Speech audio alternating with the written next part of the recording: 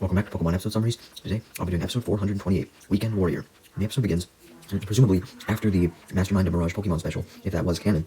And after this, May had heard from a notification on Max's Pokénav that a contest was taking place in a nearby town known as Silvertown, so Ash and the gang decided to go there. Sure enough, immediately upon entering Silvertown, Ash and the gang saw a poster that had a Butterfree, Ivysaur, and Blossom on it, along with the blue Silvertown ribbon advertising the contest. Also immediately upon arrival, Ash and the gang saw that the entire town, even people who were just going to watch in the crowd, were very excited for the upcoming contest, getting ready, with lots of coordinators having gathered around the contest hall, along with a lot of future audience members, while the coordinators were working with all of their Pokemon, including coordinators with an Exeggutor, Beedrill, Machop, Farfetch'd, Blossom, Breloom, Shroomish, and Meryl. There was also a shiny Breloom too. Maybe it was just an animation error, but anyways, as soon as Ash and the gang walked in front of the contest hall, the first thing they saw was fireworks that were going off to hype up everybody. May then decided that she should train for the contest too, and called out her baby Squirtle, who spun around in the air and smiled cutely as it landed on the ground. And May sent out her Combuskin to join it as well. Also, May had Max carrying her Pokemon egg. Why didn't she have that in Mastermind of Mirage Pokemon? I don't know, maybe she put it in her bag or something. I don't fucking know. Maybe that's just proof it wasn't canon, but anyways. Instead of congratulating Squirtle on doing a successful spin around the air and smiling at Ash and the gang, May simply got a look of intense thought on her face as she stared at Squirtle, wondering how she could improve Squirtle's entrance. Squirtle could sense that May wanted to improve its entrance, and it got depressed at this, feeling like it wasn't good enough, although May quickly tried to reassure Squirtle that she didn't mean that its current entrance was bad whatsoever. She just wanted to improve it a little bit. And clarifies that Squirtle's entrance would be its most important thing for this contest, because she was going to use it for the appeals round. And then she turned to her Combuskin and asked if it was ready for the contest battles, revealing she was going to use it for that round, and Combuskin nodded, seeming more than ready to participate.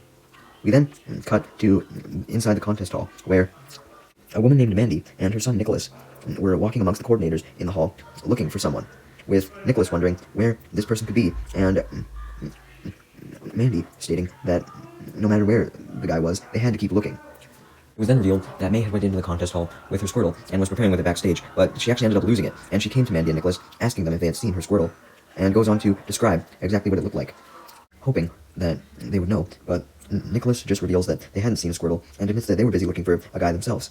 At this, Mandy then suggested that she and Nicholas keep looking, and Nicholas agrees and peacefully says goodbye to May. As they rush off behind her, May wasn't alone for long though, as immediately after this, Ash, Brock, as well as Max, with Max still holding May's new Pokemon egg, appear, and Ash saw that May looked distressed, so he asked what was wrong, and May explained that she lost Squirtle. Although Brock wasn't worried about this whatsoever, smiling, and he told May not to worry whatsoever, assuring her that he knew where Squirtle was. In fact, it was right behind him, and just then, Squirtle appeared from behind Brock's leg, wearing a whole bunch of flowers. He was really enjoying wearing these flowers, albeit kind of embarrassed. May was just glad to have Squirtle back though, saying that she was very happy it was okay, as she hugged it. Meanwhile, Team Rocket had been happening to walk through Silvertown as well, with James having Mime Jr. on his shoulder, and James was the first one to spot the poster that Ash and the gang had seen advertising the Silvertown contest earlier. James, of course, assumed that Jessie would want to enter, and asked if this was the case.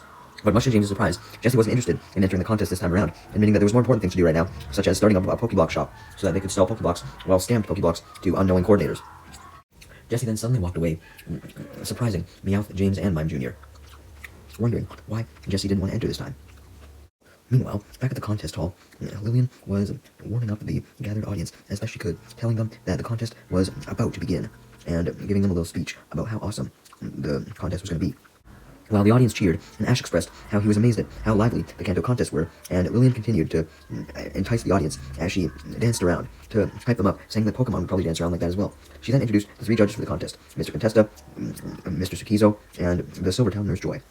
Contesta, Sukizo, and Nurse Joy all introduced themselves and state how they knew it was going to be an awesome show, while Brock, in the audience, was completely enamored by Nurse Joy and her beauty. And the audience cheered as Lillian officially called for all the coordinators in the contest who had registered, including May, obviously, she just registered off screen, to come out onto the stage, and immediately following this, Lillian introduced each competitor as the crowd cheered. However, as Brock, Max, and Ash cheered as well, and Lillian was about to officially declare the contest started, a man ran up to Lillian, being one of the assistants who helped set up the contest stage and all that, and once he had ran up to Lillian, he whispered something in her ear. Lillian then decided to reveal what she had just whispered to the audience, saying that there was actually a coordinator who had registered who hadn't shown up yet. Lillian couldn't believe that a coordinator would miss a contest, so she had her assistant describe him, so she looked around for him, but sure enough, she couldn't find him. Next, she tries calling out for the coordinator, telling him to come to the stage.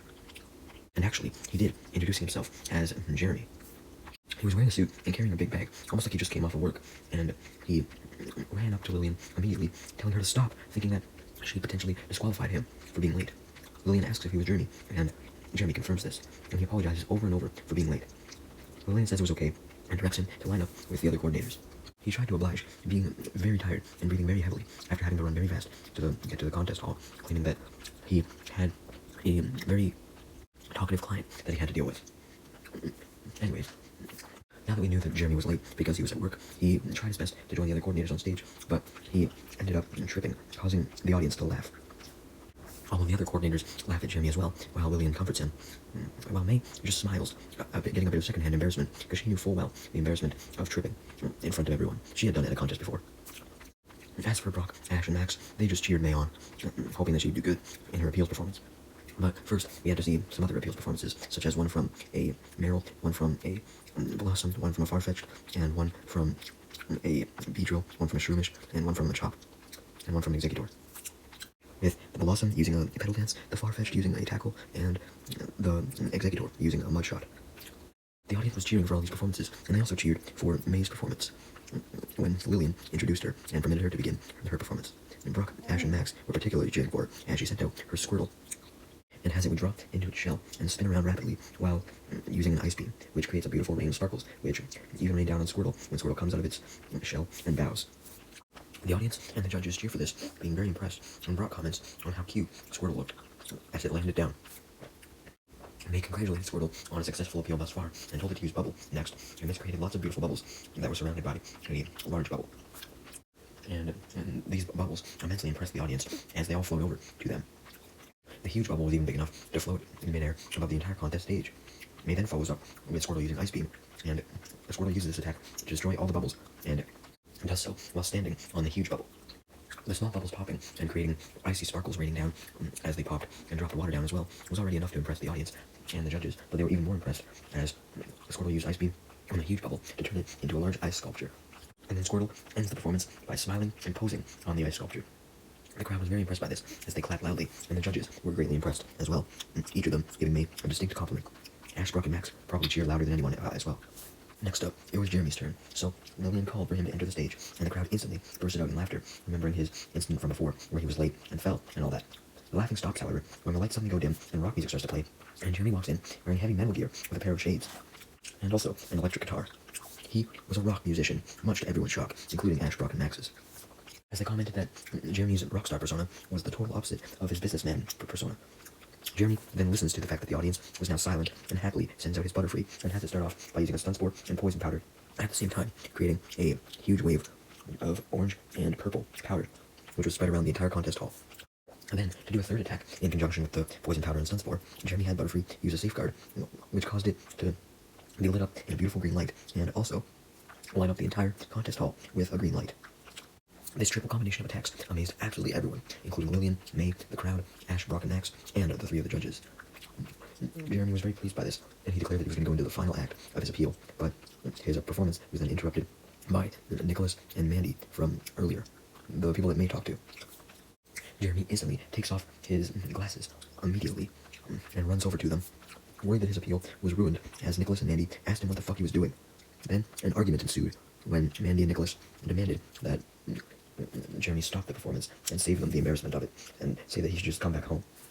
And not only that, but Mandy and Nicholas call Jeremy a child for wanting to participate in one of these things, which makes the crowd and Lillian and the judges gasp in awe at how awkward all this arguing was. Even Ash, Brock, and Max couldn't help but watch as Jeremy tried to argue back that being a coordinator and entering contests was his lifelong dream and something he enjoyed doing. We then find out that Mandy was his wife and Nicholas was his son, and they were not convinced at all. Jeremy then noticed that the entire audience was watching him and listening to him, and he kind of wanted to argue in private with his family, so he was going to take them backstage, and while he was doing this, he kind of thought to himself that maybe he was just being silly after all, to have a dream like this, and thought that maybe he should listen to his wife to keep the peace at home. But just as he was going to go backstage and tell his wife that he would listen to her and all that, May jumped in and tried to convince Jeremy that he should always do something that he enjoyed, basically saying that Jeremy was not finished with his performance yet, so he should finish if he wanted to. Jeremy thanks May for the support and smiles, realizing that he should follow his dream if he wanted to. Mandy didn't care and simply just yelled at May for trying to interfere. and told Jeremy to come with her, although Jeremy clarified that his dream was to create a great performance and be a great coordinator, and that would take a lot of practice in many different contests and a lot of effort. Even after all this, Mandy was still against Jeremy competing and told him to come home, but May yelled that Jeremy might regret it really badly if he ended up quitting the contest. Jeremy knew that May was right and decided to stay as he bowed to the audience and asked them if they would forgive him for the interruption and accept his appeal. One of the men in the crowd starts to clap, and the rest of the audience follow, all touched by his emotional speech about how much it meant for him to be a coordinator. Even Brock, Ash, and Max clap as well, although Ash was a bit hesitant because he didn't want it to seem like he wasn't cheering for May. Mandy simply watches as the audience claps immensely loud, as does Vivian and the three judges, too. Nicholas simply watches in confusion as May, his opponent, or one of his future opponents, even claps for Jeremy as well, and the judges officially pass Jeremy into the next round, making both Jeremy and May glad. Meanwhile, as for Team Rocket, they were outside of the contest hall, searching for some berries to make Pokeblocks to sell, but they couldn't find any, much to Jesse's frustration, and the Alpha was annoyed by Jesse's frustration. As for James and Mime Jr., they were trying their best to search, but they couldn't find jack shit either, even when Mime Jr. was copying James's head movements when he searched. We then cut back to the contest hall, where Lillian officially announced that the appeal rounds were done, so it was now time for the second round, the battle rounds, where 4 coordinators would battle it out. And these 4 coordinators were revealed on a screen above Lillian, which she directed everyone's attention to. These 4 coordinators were the coordinator with the Exeggutor, the coordinator with the Vileplume, as well as May and Jeremy. It was, of course, 2 matches, and the first match was May and Combuskin versus a coordinator and his Exeggutor. And May instantly won with a few fire spins from Combuskin, and the screen showed this as May cheered in happiness for her Combuskin skills. Ash, Brock, Max, Lillian, and the judges were all amazed by how quickly May won. We then see the battle between Jeremy and his Venusaur versus the Vileplume, since apparently a trainer decided to use the Vileplume for both of the rounds, much like how the Exeggutor trainer chose to use Exeggutor for both the rounds. Anyways, Vileplume started off the battle by using Petal Dance, but Jeremy's Venusaur used a Razor Leaf to cut the petals and defeat Vileplume. The audience cheered as the screen showed that Jeremy had won, and Jeremy cheered for himself and his Venusaur as well. Jeremy's son Nicholas had been watching the battle, and while he was amazed by Vileplume's skills, he was even more amazed by his father's skills with his Venusaur. Lillian then showed both Jeremy and May's profile pictures on screen as she officially declared that the finals would be May versus Jeremy. And she had them both walk out on stage and greet each other, with Jeremy thanking May for her assistance with his wife earlier, and May smiled, saying that she was happy to help, and assured him that it was really Jeremy who did most of the work with his speech. Despite happily helping Jeremy earlier though, she clarified that she would be going all out in their battle. She would not hold back, and Jeremy better get ready for this. Meanwhile, we then cut to outside, where Nicholas ran up to his mother, Jeremy's wife, Mandy, and informed her that Jeremy managed to get to the finals, and was performing so well that it was actually entertaining, so they should stay. Mandy, however, who had deliberately come outside by the benches to escape the contest hall and not watch Jeremy's performance, didn't look too happy or thrilled at the idea of going back in the contest hall. Nicholas saw that his mother was unhappy and tried to cheer her up, but Mandy clarified that she wasn't really depressed. There was nothing that Nicholas could do about it, and she remembered the days of her youth and when she first met Jeremy, as we see a flashback of this.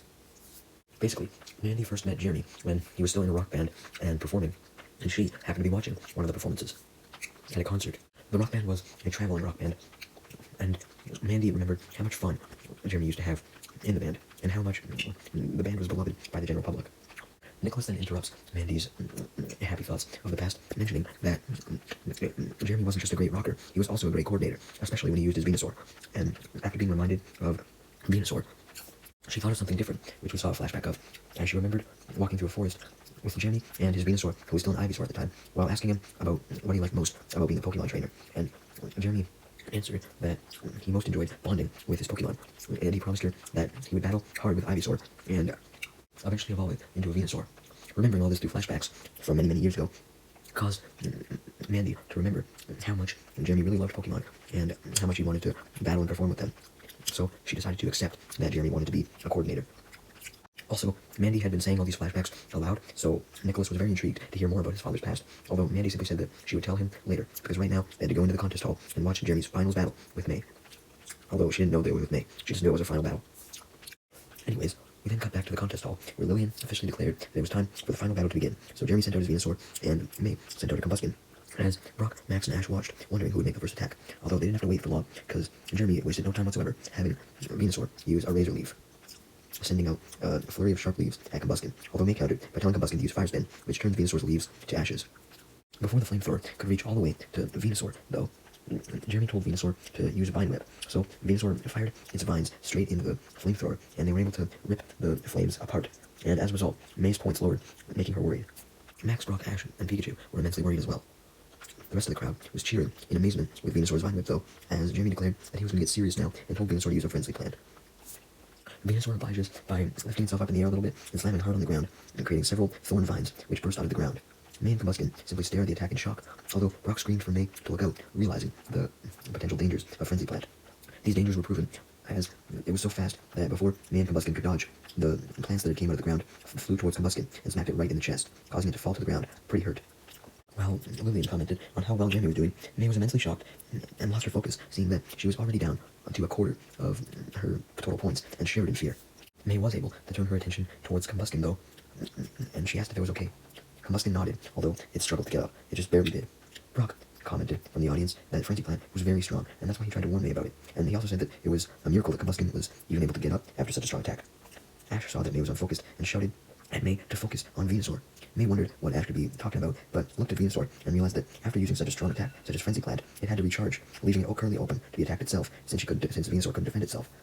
May knew that she couldn't wait a second. She couldn't potentially give Venusaur a chance to recharge, so she quickly ordered a quick attack, which hit Venusaur, and then she ordered plenty of pecks, which also struck Venusaur hard. As a result, Lillian complimented May and Combuskin, seeing that Jeremy's points were going down rapidly, as was Venusaur's health.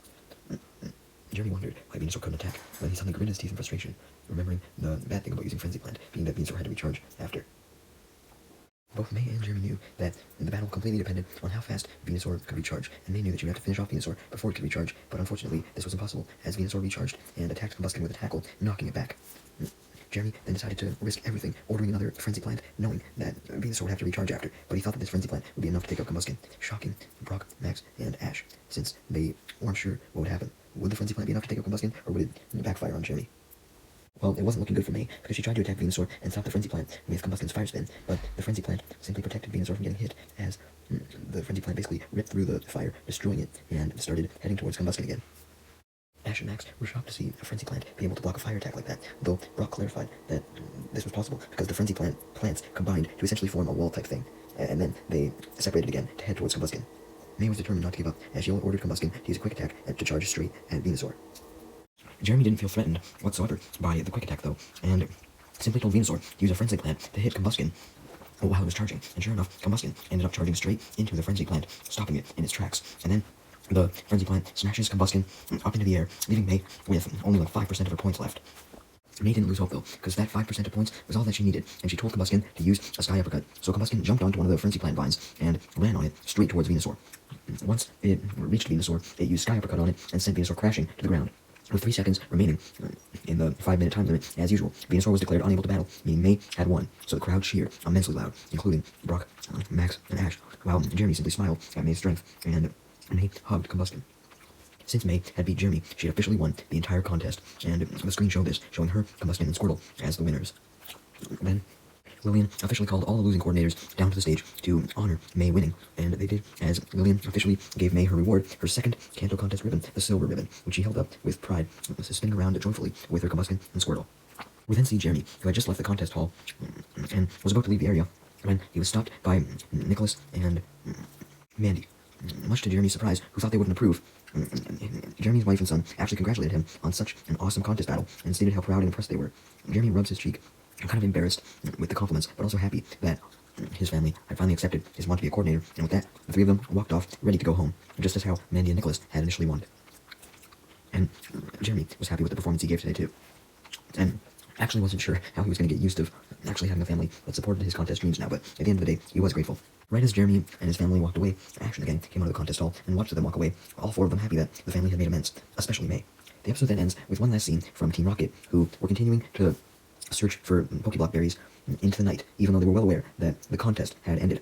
Suddenly, Jessie believed that she actually saw a berry, a spiky one, and immediately ran to go grab it, but Jessie was shocked to find out that it was actually a Beedrill's stinger that she had seen, not a berry. Jessie touching the Beedrill's stinger made the Beedrill angry, so it called for 2 more of its friends, and the 3 Beedrill started to try and sting Team Rocket, leaving Team Rocket, including James, Meowth, and Mime Jr., who were also looking for berries, to run away in fear, with James, Mime Jr., and Meowth actually running ahead of Jessie.